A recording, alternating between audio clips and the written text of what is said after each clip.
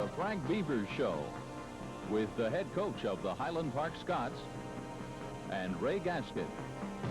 Brought to you in part by Abio and Atleta Realtors. We know what makes the Park City special. By Henry, where you can find the clothes that you want for any occasion. American heartbeat. The American heartbeat. The American heartbeat. Oh, the American heartbeat. The American heartbeat. American heartbeat. The American heartbeat. America. The American heartbeat. Oh, the American. Good evening, everybody. Welcome to the Frank Bevers Highland Park Football Show. I'm your host, Ray Gaskin, with Coach Bevers. We're delighted to have you along, and as you can see, we have decided to take it outside late this afternoon after practice, and it is just a gorgeous day. Beautiful day.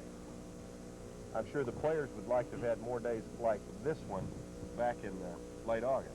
Oh, it would have been nice rather than the 105, 106 that we've been going through. But you like for those guys to sweat a little bit before the season starts, don't you? Well, not quite as much as what we did. We want it to be fun, but sometime when it's 105 and the humidity is very high, it's hard for it to be fun. The Scots have a lot to be pleased with this week, as Highland Park, after losing the first game of the season to Irving MacArthur, bounced back with a 28-3 win over Lake Highlands this past Friday night. Congratulations on the win. Thanks. It's much more fun winning than it is losing. Certainly is, and I'm sure that's very much true for the players also. You and I talked about on our opening show last week that a lot of folks in the Park Cities were surprised to see Highland Park lose a season opener, something like 8 or 9 years since you'd lost an opener. Yes, and I think a lot of people in North Texas were surprised at how good Irving MacArthur is, and we knew that they would be good. I didn't know that it's going to be quite that strong. They're very strong.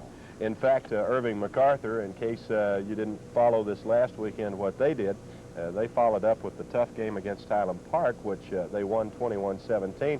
MacArthur came right back and beat their big rival, Euless Trinity. Yes, of course, both Trinity and MacArthur are going to have a lot of success this year. And, of course, the big surprise is MacArthur may be one of the stronger teams in the North Zone. In terms of the Highland Park win over Lake Highlands, we're going to be looking at the highlights here in a little bit. Anything in particular that you did maybe a little bit differently last week in practice and preparation for this game since you were coming off a loss? Yeah, there's a whole bunch of things we did differently. The main thing, we went back, right back to the bare basic fundamentals of how you do it, how you teach it, and go over it and go over it and go over it until you've got it. And we spent all week just bare basic, like you would teach a young kid, to be sure that we've got it. And I think this helped us tremendously.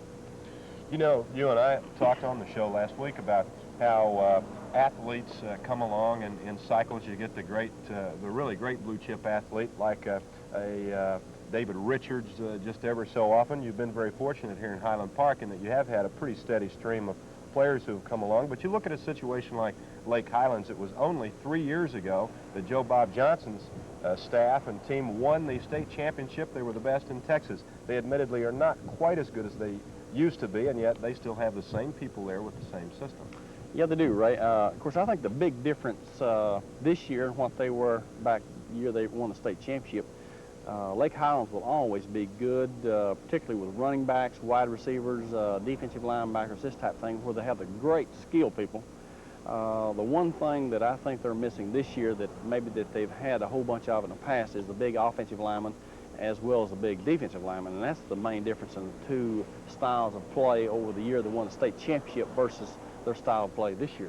That final again was Highland Park over Lake Highlands, 28-3. It was a very tight first half, though, and we're going to look at the first quarter highlights of that ball game. We'll return with more of the Frank Bevers Show in just a moment. Stay with us. Anyone who has ever sold their house and had to move knows that it's no fun. It requires planning, plenty of hard work, and most of all, lots of your valuable time. The last thing that you need are last-minute worries about closing, where, when, or any of the thousands of little things that could be the last straw. That's one of the reasons why you should choose a professional realtor like Abio and Adlita. We at Abio and Adlita understand all the problems associated with a move. Why? We just moved to 5933 Berkshire, still in Preston Center, still close by, still ready to help you with your next real estate move. Abio and Adlita.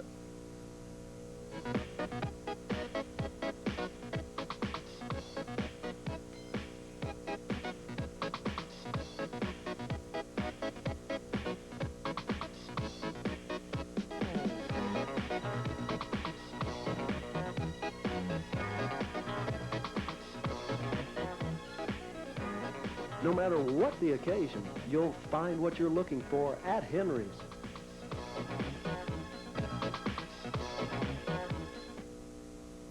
Ewing Buick Volvo, the North Dallas location for Buick, featuring the largest selection in Dallas, from the sporty Skyhawk to the luxurious Electra Park Avenue.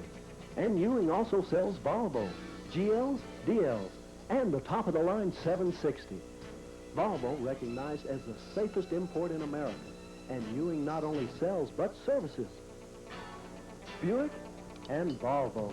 Ewing has them at one of the most convenient locations to the Park Cities, north on the tollway to Dallas Parkway and the high-rise dealership, Ewing Buick Volvo. Welcome back to the Frank Bevers Show, everyone. Coach, in the opening loss to Irving MacArthur, John Stollenwerk had a pretty tough night, and yet he was a lot more on target in the ball game against Lake Highlands. Anything different that maybe John and your staff worked on before the ball game? No, Ray, the big thing we worked on was giving him time to throw, giving him time to operate. And it's difficult for anyone to be successful when you're rushed and rushed real hard. And I'd say the main difference between the MacArthur game versus the Lake Highlands game is the time that he had to operate. Well, indeed, he was very sharp with his passing. Let's take a look at the first quarter highlights of the Highland Park Lake Highlands football game. Wayne Clements kicks off to start the ball game, and, well, you might have been a candidate for a pacemaker here with this return by D.D. Curry. Yes, we were. What we really were trying to do was pin Lake Highlands against the left sideline and keep their skilled backs from coming up with a big play. But Curry got the great return for Lake Highlands. 1st and 10 at the 48-yard line of Highland Park. Eric Gilstrap carries for 1 yard. Randy had a good defensive call on this right here and stunning Tom Nash right in the hole. 2nd down and 9 from the 47. It's Gilstrap for 13. In fact, as we go along here, you're going to see Gilstrap, number 24, carry the ball 8 consecutive times. Tell you what, they might ought to call this a Gilstrap show. Sure looks like it at this point. You pointed out something to me before we started taping the show tonight, and that is that there was a number 20 who would normally be back there paired with Gilstrap who did not play, Gorman. Yes, Gorman, he got cut on the chin Monday, had about 26 stitches on his chin, so he possibly be out maybe 3 weeks. So Lake Highlands was without their other good running back, Gorman. So they really went a lot to Eric Gilstrap, and they're just continuing to nickel and dime it out here as they get down inside the 10-yard line. But your defense is able to stiffen, and they try a field goal, which is no good by Borath. Boy, that is tough psychologically when you miss one like that. It sure is. So it's still a scoreless ball game. Highland Park's ball for the first time, and it is Lynn Waters who gets outside for a gain of 11. Now, we did not see him in the game last week. No, Robert Mays re-pulled a groin, and he's having a little difficulty with it right now. So Waters was in the ball game instead of Mays, and Waters really statistically had a good night. He had a super night. Of course, a lot of pressure on him, you know, coming into a big ball game like this and had to perform. First down from the 50-yard line. They were keying on Waters, and Knoll makes the carry for 10. So a good carry for James Knoll. What we're trying to do right here is play a little ball control. We knew we'd have trouble with the Lake Highlands offensive backs, and we're trying to keep the defense off the field right now. Ball popped free, but the play had been blown dead, so the Scots still have it. 2nd down and 3 play, 33-yard line, and it'll be Waters for a gain of 5 yards. Sets up a 1st and 10 at the 28-yard line of Lake Highlands, and here comes Waters off left guard. Now 2nd down and 7, upcoming at the 25-yard line, and it is Knoll taking the pitch for a gain of 4. You're really mixing up your plays here. Yeah, really are. We're trying to hit them about a couple times at each place, then move it to the other side, try to keep them a little bit off balance. 3rd down and 3, Stellenworth cuts back inside. He picks up 5 yards. That is a valuable first down. Sets up 1st and 10 at the Wildcats' 16-yard line. It's Knoll straight down the middle. Our offensive line, Ray is doing a super job right now in knocking the defense off the line of scrimmage, and just about any play that you want to run, you'll have success in doing that. 2nd down and 6 from the 12. Waters gains 3. This brings up 3rd down and 3. Here goes Knoll on the outside, and only a jersey tackle there prevented him from scoring the touchdown. 1st and 10 from the 3-yard line. Waters trying to get in there. Lynn's running real tough. We're getting good creases in the offensive line, and he goes up and over for a touchdown. Yes, that is a 13-play drive. It covers 80 yards, and it consumes a lot of time on the clock. Wayne Clement's PAT is there, and there you see the time, 2:09 remaining in the period. It's 7-3. Clements, after the kickoff by Wayne Clements, they start at the 20-yard line. Gilstrap picks up 4 yards. Lake Highlands offense is showing us quite a few different blocking schemes up front on their sweeps, and it's going to take the kids just a little time to adjust to the different schemes.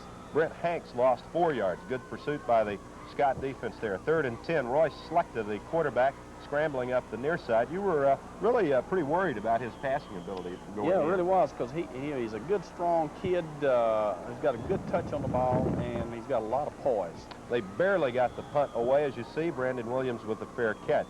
1st and 10 from the Highland Park 45-yard line. Knoll carries for 4 yards, and I believe that wraps up the first quarter of action. So, with 1 period gone, the Scots having completed an 80-yard drive in 13 plays, and they lead the ball game 7-0. Very impressive drive. We were very pleased with the kids. They were very determined. They knew going in the ball game that they were going to dominate people at the line of scrimmage, and we had a lot of success, particularly the first quarter. Frank, I think you can see, having watched the highlights, that indeed you did work on some things during practice last week, didn't you? We worked on a whole bunch of things. Let's take a break here, and you'll come back and we trust and see the second quarter highlights with us when we return with more of this week's Highland Park football show in just a moment. Oh, wait till the boys read this. What does Skip Bayless say about the Cowboys' front four? The flex defense is no longer a space oddity. This is armchair blasphemy, but the doomsday defense has fallen behind times, part of early America's team. Thanks for throwing in your 2 cents worth, Bayless. The boys and I agree. It's worth every penny of it. Skip Bayless speaks his mind, whatever the cost. That's why Dallas sports fans ask, what does the Herald say?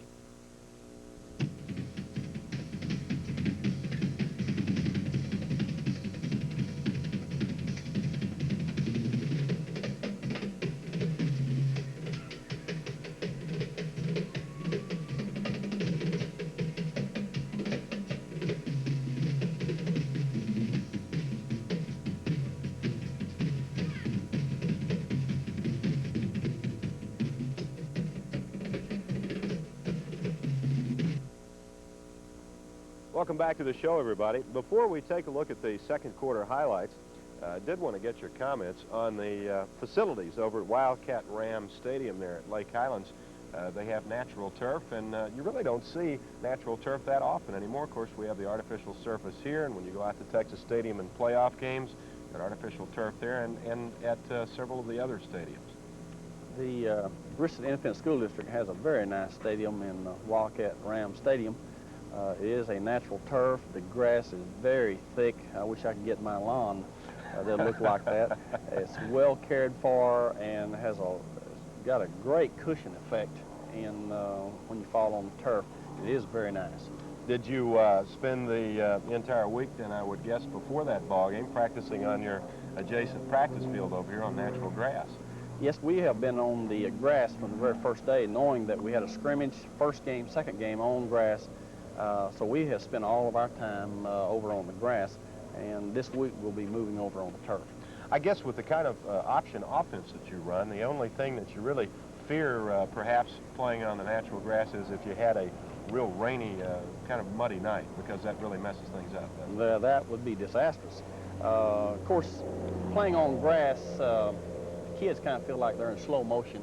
It's a different style of play. And on the artificial surface, they build up a lot of more speed, momentum. And of course, when you do that, then the collisions are a lot harder. And but it does appear to be a lot slower on natural grass rather than turf. Okay, let's take a look now at the second quarter highlights. Highland Park leading 7-0 as we get underway with the action on a play here. Waters fumbles the football. That's on a 2nd down and 6, and of course Lake Highlands recovers to start the period. Now on 1st and 10 from the 47, Gilstrap with no gain. Now our defense is beginning to adjust to their style of play a little bit, and we're getting quite a few people in on the tackle. 2nd and 10 from the 47. Gilstrap coming to the left side, follows his block real well, gains 5.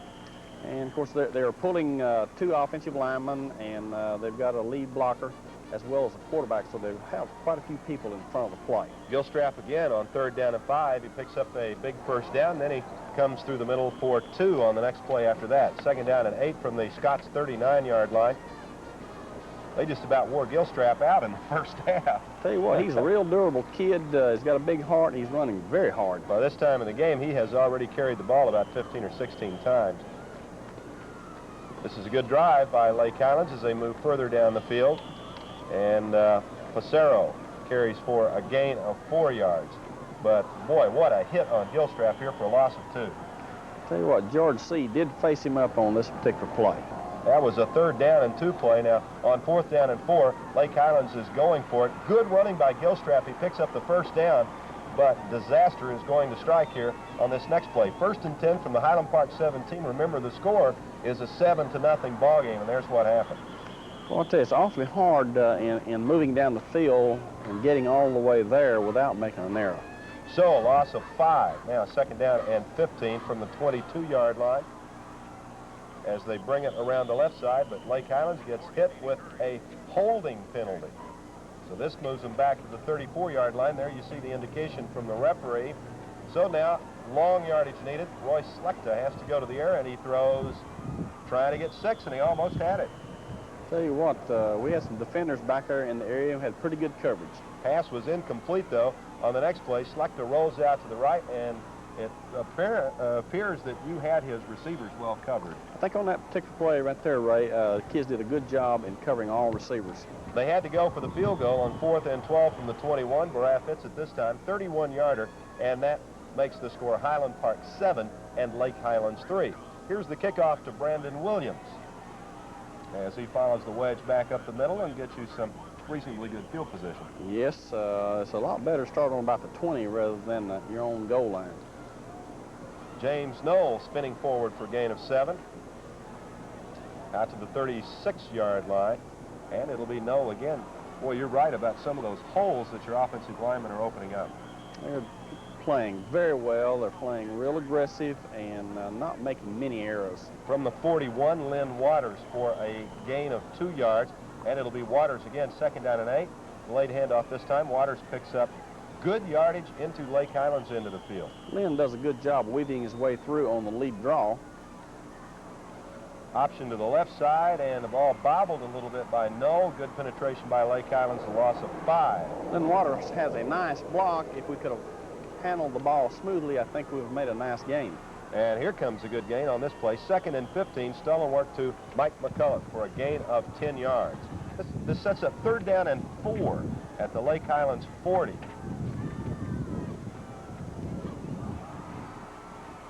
And we mishandled the ball. The pitch is not where it really should be, and James Knoll wisely gets on the ball. Maybe we should have left that play out of our highlight tape. Well, that's part of it. It's too late now, though, right? Clements punts, and it's a good punt, 44 yards. Minute 40 remaining in the half. 1st and 10 from the 18. Gilstrap gains 5. Set up 2nd down and 5.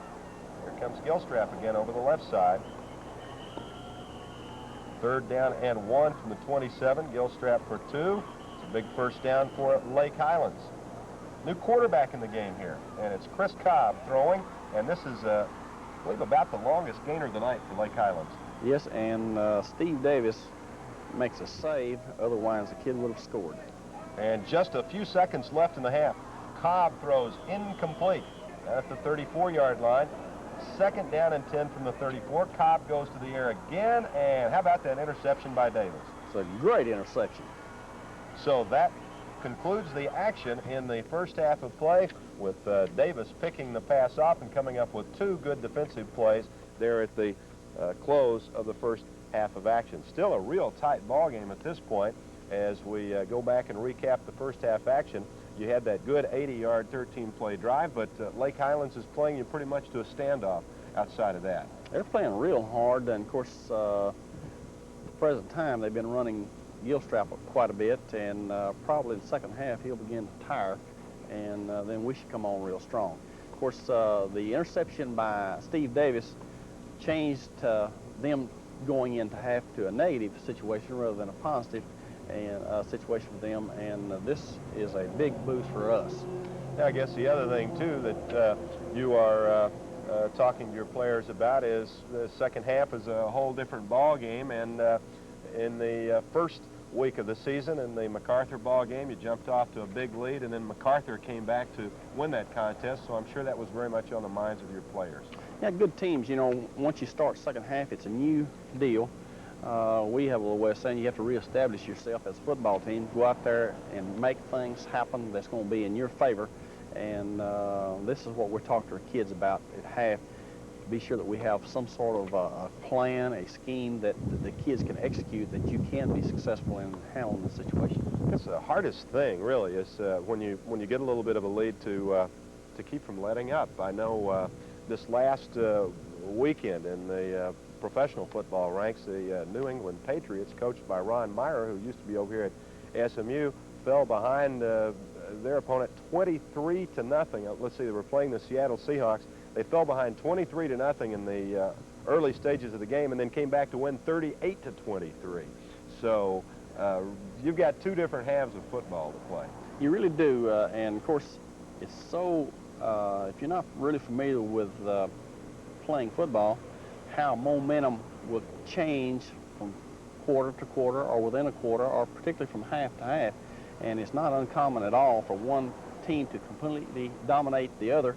Then the second half, then the other one may the ball or the momentum may swing in his favor.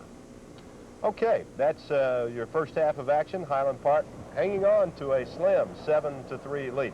We'll be back with a feature for you and the second half highlights when our show continues right after this.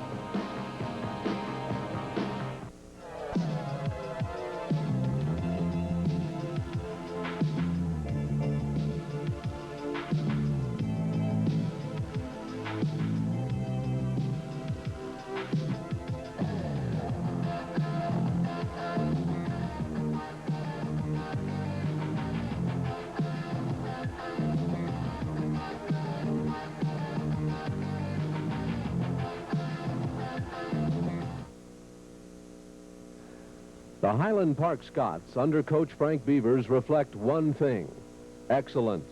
And when you look for automotive excellence, you think Mercedes-Benz. And when you look for the Dallas home of excellence in automotive engineering, you think Auto House. Auto House at 14185 Dallas Parkway is only 12 minutes from the Park Cities. Just drive north on the tollway to Dallas Parkway and the home of Mercedes-Benz. Scots football and a winning tradition. Auto House and Mercedes-Benz. Some things just go together. This fall, keep up with all the sports news coming from the Highland Park school system. Scott football, volleyball, swimming, soccer, McCulloch Middle School sports. All are detailed each week in the Park Cities News by exclusive sports reporter Brenda Lamance. Brenda brings out not only the facts, stats, and results, but can sometimes offer a different view. With action photos, full game wrap-up, interviews, and previews of upcoming events, you'll always be in the know. Sports with Brenda Lamance, only in the Park Cities News. There is no comparison.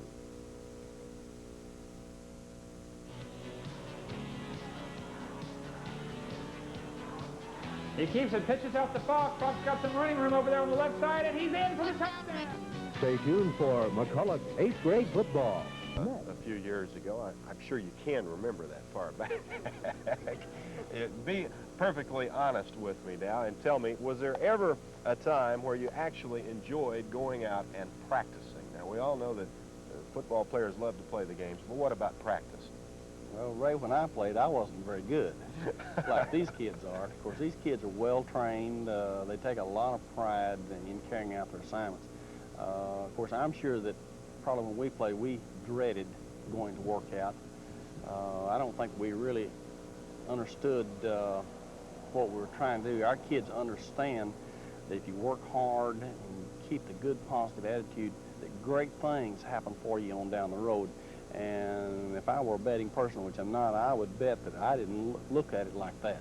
I know I certainly didn't. I went to a pretty small school in Oklahoma, and so it was not a sophisticated program. There was a head coach and one assistant coach, and the head coach worked with the offense, and the backs and receivers, the assistant coach, worked with the offensive and defensive linemen, linebackers, and that's not uncommon even today in some of the real small classifications in football. And because we were kind of thin, we really didn't have that many players on the roster, and you couldn't afford to get somebody injured in practice. No, you really can't. If you lose them in practice, and then you don't win in the ball games. And of course, winning is a lot of fun. If you never did win, I would doubt if you'd have very many kids in your program. You probably wouldn't even have a program at all. Once the season gets underway, what are the major things that you're devoting the majority of your time with at practice sessions? Oh, each day we continue to work on the techniques, the blocking techniques, tackling techniques, things like this. But it's not the type of thing when you drive someone in the ground. You always stay off the ground, encourage the kids not to fall down. And when you fall down, you normally get someone hurt. So we try to stay off the ground and just go over and over the things that you're going to cover in the ball game. And you don't want them to have to think that they just react and will do things naturally without having to think. Okay, we have a special feature for you, and it does deal with football practice, so we will take a look at that now.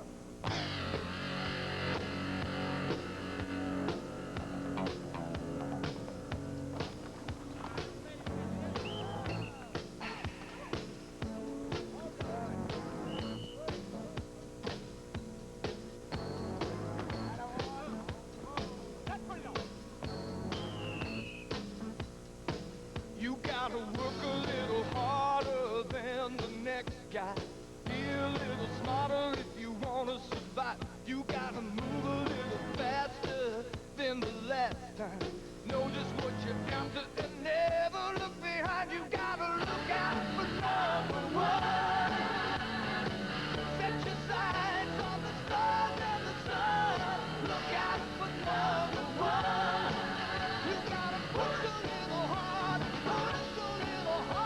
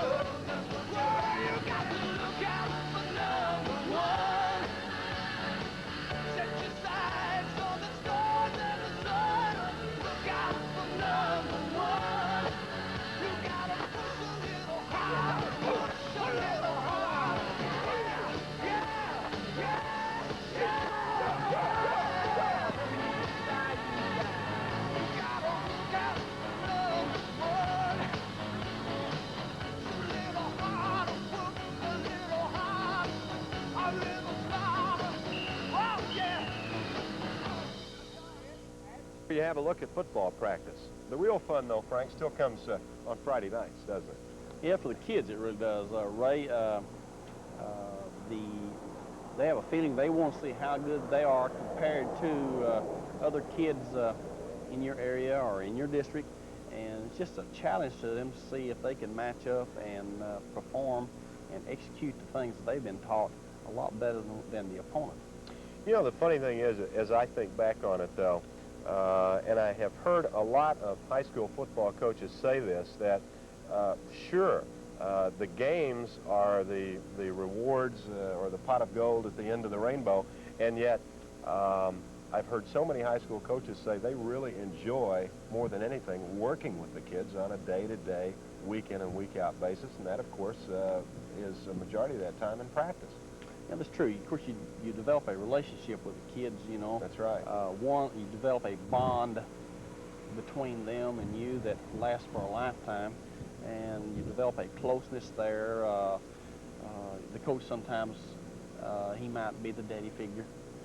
There's so many different roles that you as a coach get to experience or to deal with a kid in a lot of different ways, and hopefully that most of them would end up being where the kid ends up coming out a better person. And in dealing with them in football, this is just one of the tools that we have in the school system today that helps you to deal with him, to get him to be a conformist, conform to the ways of society, conform to the rules of your school and of the land. And it's just a positive thing that you use to help him help himself. Okay. We'll remind you again, in case you tuned in with the show in progress tonight, we're showing highlights of the Scots 28-3 win over Lake Highlands. Halftime score is Highland Park 7 and Lake Highlands 3. A lot of action coming up in the second half. Stay with us.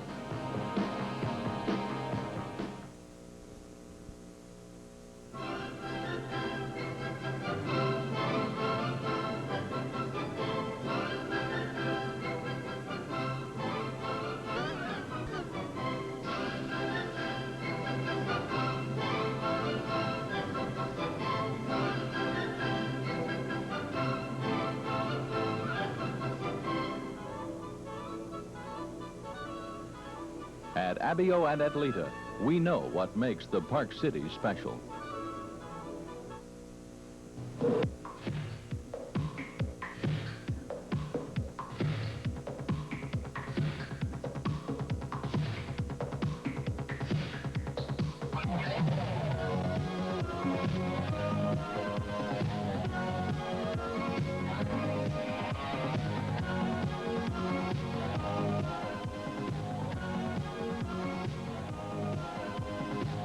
No matter what the occasion, you'll find what you're looking for at Henry's.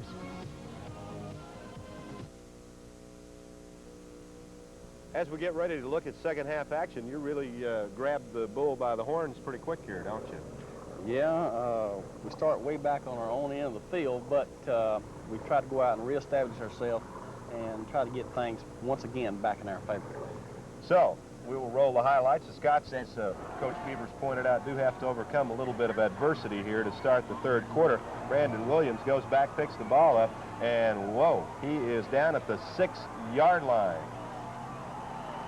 First and 10 from the 6. James Knoll picks up 4 yards, and it's really imperative that you, of course, get some first downs and get out of here.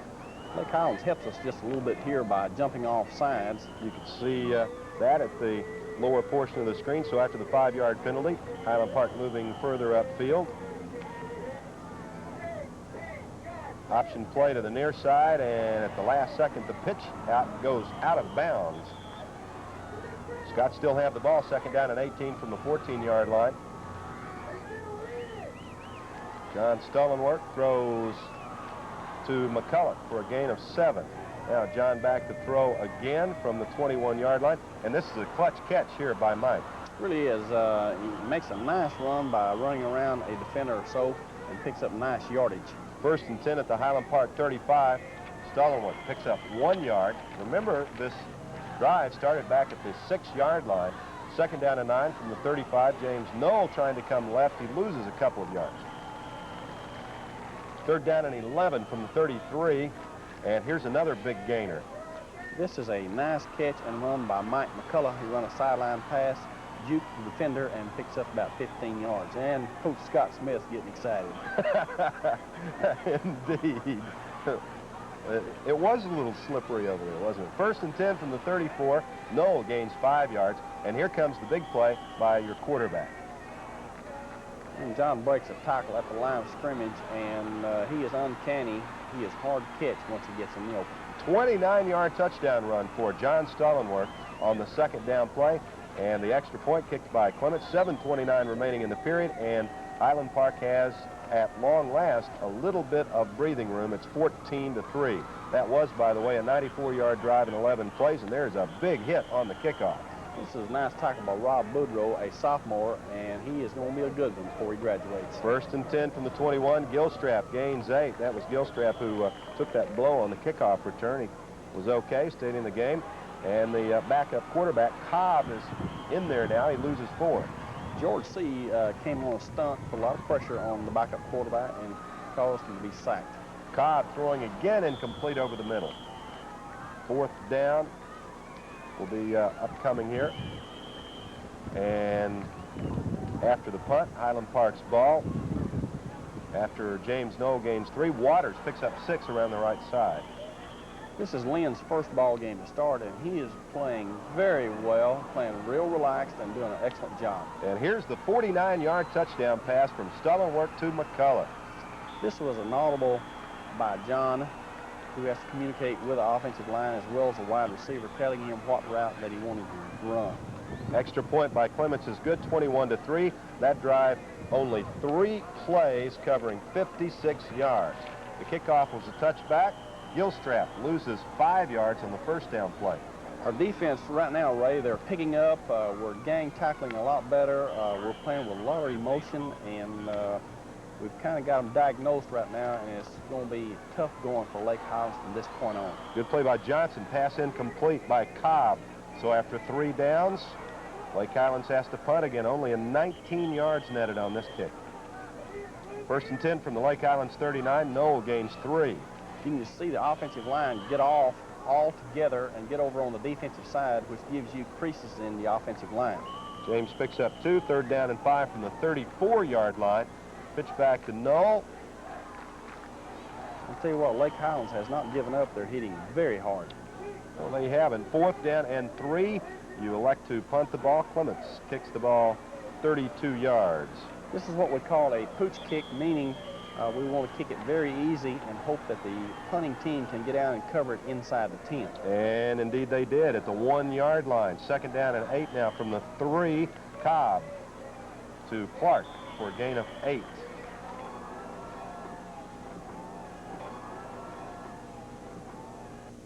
And the quarter draws to a close as Highland Park has, in that 3rd period of play, come on real strong with 2 well-executed touchdowns. The long run by Stollenworth, the pass from John to Mike McCullough, and a 21-3 edge is a little more comfortable than 7-3. Is it ever? You can relax just a little bit.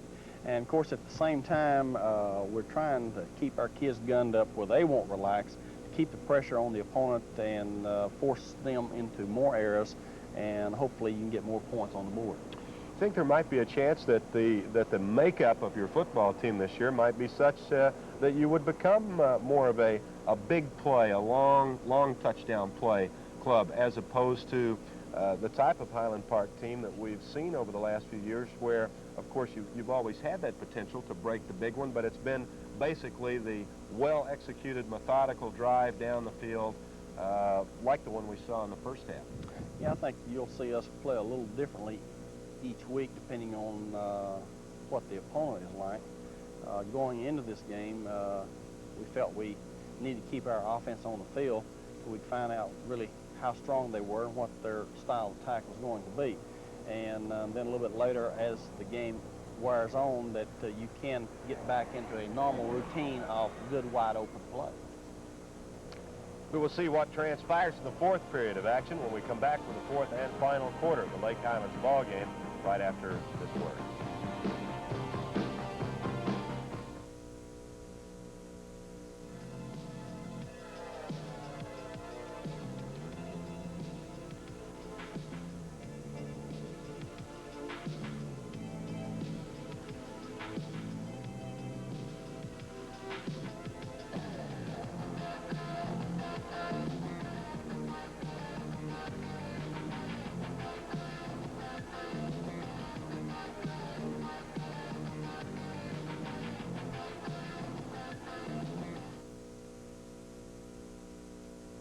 Here in the Park Cities, we have our choice of newspapers.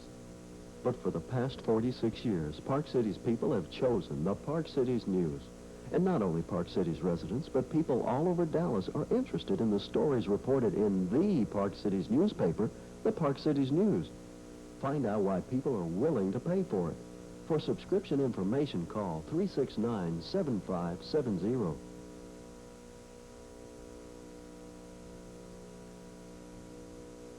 We pick up the fourth quarter action now. Highland Park leading 21-3. It's a 2nd down and 7. And Slechta, the Lake Highlands quarterback, throws intended for Hanks incomplete. He aired it out that time. He certainly did. Of course, we had 2 of our defenders back there. Matt Johnson, one of them, doing a good job covering. 3rd down and 7 play. It's Pissarro, the intended receiver, incomplete again. Good hit by Clements. 4th and 7. Cobb to do the punting for the Wildcats. He boots it 37 yards, where Highland Park takes over, leading 21-3. It's at the 49-yard line of the Scots, and you have some new players in the ball game. Josh Theodore is in the ball game right now at the running back, who he is very quick, and I think from this point on you'll see Josh playing quite a bit. Number 23, Theodore, carries 2 consecutive times. Then it's Waters here, gaining 5. This is also giving you some experience and some depth with your backfield. It really is, because both these kids are juniors, and they should be able to carry the load the next fall. Pass intended for Clements is incomplete. 2nd down and 10 from the 39. John Stollenwerk back to throw. The rush is on.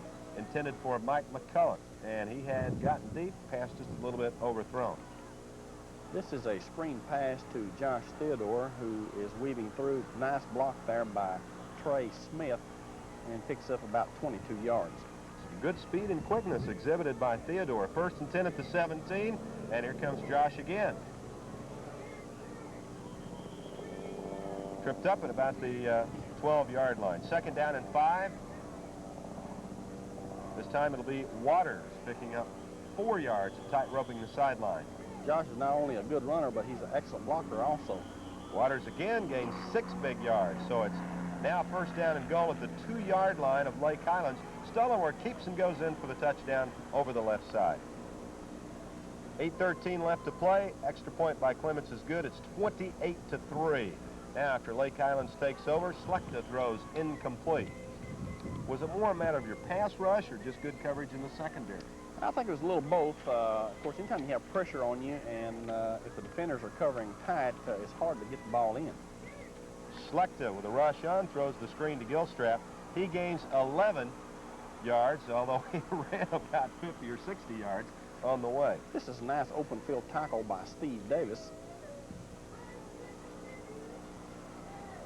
Another throw incomplete by Slechta. Now, with Lake Highlands unable to move further, Cobb punts for 37 yards. The Scots take over. You have a new quarterback in the game, Bard Hoover.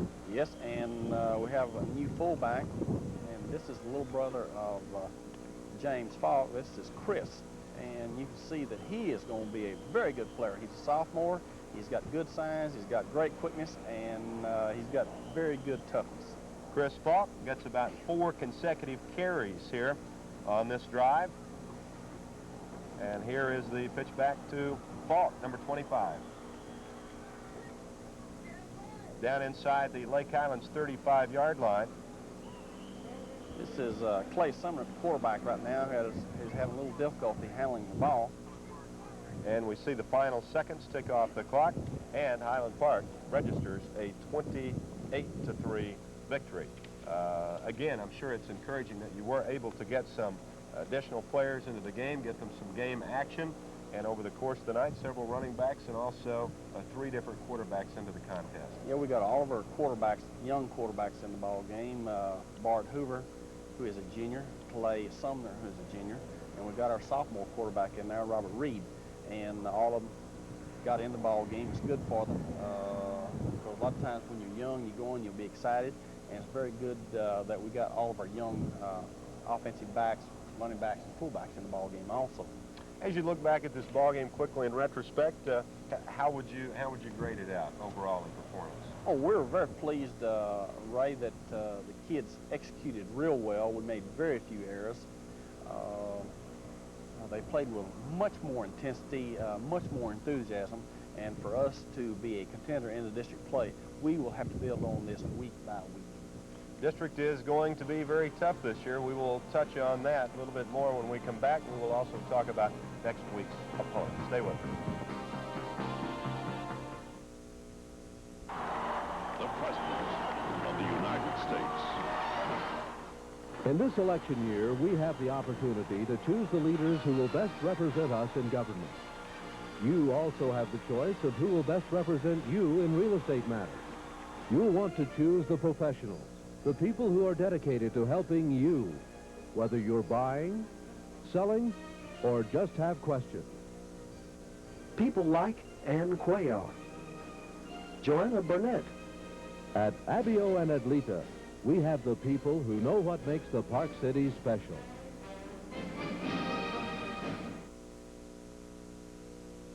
Who's he calling a dead skin? What does Skip Bayless say about his favorite Washington Redskin? Marvelous. Manley works magic with his mouth. But basically, Dex is not so manly. He's a 6'4", 260-pound sack of sugar. Say, Skippy, you ever been popped by a 260-pound sack of sugar? Skip Bayless doesn't candy coat his column. That's why morning and afternoon, Dallas sports fans ask, what does the Herald say?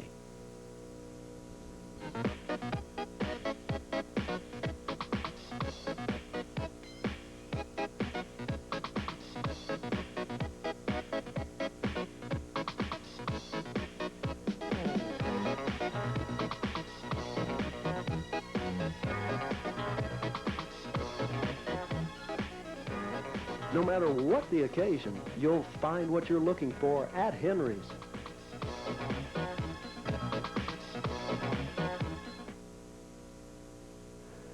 The Highland Park Scots, under Coach Frank Bevers, reflect one thing: excellence. And when you look for automotive excellence, you think Mercedes-Benz. And when you look for the Dallas home of excellence in automotive engineering, you think Auto House. Auto House at 14185 Dallas Parkway is only 12 minutes from the Park Cities. Just drive north on the tollway to Dallas Parkway and the home of Mercedes-Benz. Scots football and a winning tradition. Auto House and Mercedes-Benz. Some things just go together. Again, that final score in this past week's game, Highland Park 28 and Lake Highlands 3. The Scots dominating statistically in virtually every department. Very solid ball game for the Scots running attack as well as the passing game led by John Stollenwerk. The opponent coming up this next week is Richardson Pierce. So you see another school from the Richardson Independent School District. Yes, they're coached by Mike Jenkins. Mike came to Richardson from Snyder in West Texas. A very clean coach. Their style of coaching is pretty similar to ours. Want their kids to conform and do the things that's right. They'll be very comparable to us in style of play, their ball control. Offensively, they're going to run the fullback trap, and they'll trap us a whole bunch. They'll run the sweep like Lake Highlands. They'll run the isolation on the linebackers, the lead plays inside. A lot of their things will be inside of the tackle, so they'll try to hang on the football and keep our offense off the field. And it'll be an interesting matchup. They have a multiple front on defense. They're stemmed from a 4-3 and do all the adjustments off of that. They, I believe, will go into the ballgame with the same record you've got, 1 win and 1 loss. That is true, and of course, Ray, they've got some big offensive linemen this year too. One of their kids' name is Joe Stone. He's 6'6", 258 pounds. One of their offensive guards is Grant Gleewy. He is 6'3", 262 pounds. And Scott Michael is 6'5", 232 pounds. So they have some big kids. It'll be an interesting matchup. Now, as we get ready to close it off here, let's touch on what has been happening with some of your district friends. Because after this next ball game, you do start getting into district competition. Some familiar faces are right back there. North Mesquite is doing very well this year. But there is at least one ball club that comes to my mind right away. I've seen some highlights of 2 of their games, and they look pretty good. That's the Garland Owls. Garland Owls are coming on strong. They've got a lot of kids back, starters back from their program last year, and they'll be very strong. And of course, there's a sleeping giant called North Garland, who has got a great big offensive line, some big kids on defense, and they're probably the sleeper in the district at this point in time. I had an opportunity to see Wilmer Hutchins in action against Dallas South Oak Cliff this past week. Wilmer Hutchins has had a lot of adversity over there in the community and with the head football coach, etc. But Radford Taylor is back over there as the football coach, and they have got an incredible number of excellent athletes on that football team. Do they ever? And of course, the thing that Radford does for their program, it gives stability and discipline to the football program. And to be a winner and to win football games against good people, you have to be well disciplined. North Mesquite defeated Richardson-Berkner. At least a couple of people had told me that they felt like Richardson-Berkner could be a real strong contender in their district this year. So North Mesquite outscored them. I think it was like they just went back and forth up and down the field in a scoring battle the other night. But North Mesquite has shown us early in the season they're going to be right back there challenging your team again. Well, I knew they would be. Of course, they've got a new offense this year. They've adjusted their veer attack a little bit, and they've got a good quarterback who is a big play guy, and I think their whole offense is built around him. And of course, whoever beats them, you'll have to be able to stop their quarterback. So I guess really the point we're getting at here is that there's a lot of work ahead, isn't there? Is there ever, and there always is. Of course, that's the exciting thing, is to go into the district race not knowing who is going to win it. You'd like to think that, be optimistic yourself and think that you have a chance to do. That little saying, you always want to be as optimistic as a fox in a hen house in order to hang on to things, because there's some bad times always in any season, but it is fun, it's great for the kids, and it's great for the community. It's kind of nice every once in a while. You haven't experienced it all that much here at Highland Park the last few years, but gee, from a psychological standpoint, it'd be kind of nice every once in a while to go into a game as the underdog, wouldn't it? I don't think it's nice. Well, from a psychological standpoint in preparing your football players. Oh, yes, probably would be. Rather than maybe being a little bit overconfident. Oh, yes, and of course, this time I think we're not quite as physical as what we've been in the past, nor do we have quite as much quickness in the offensive backfield and even at the receiver positions. But I still think we will have a chance to play for it, and with a little luck that we might be there. Okay, we look forward to seeing you right back here again next week. We will have highlights of the Scots ball game against Richardson Pierce. We certainly enjoyed having you along with us this week, and until next time, so long, everybody.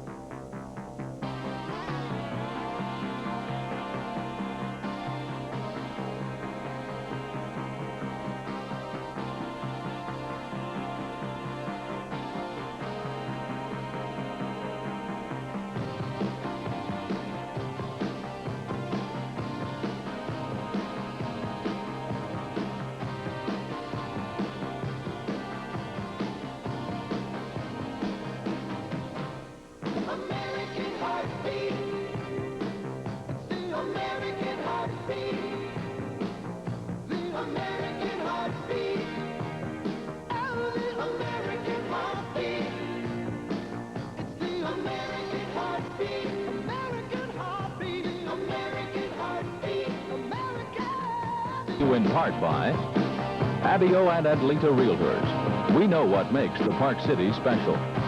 By Henry, where you can find the clothes that you want for any occasion.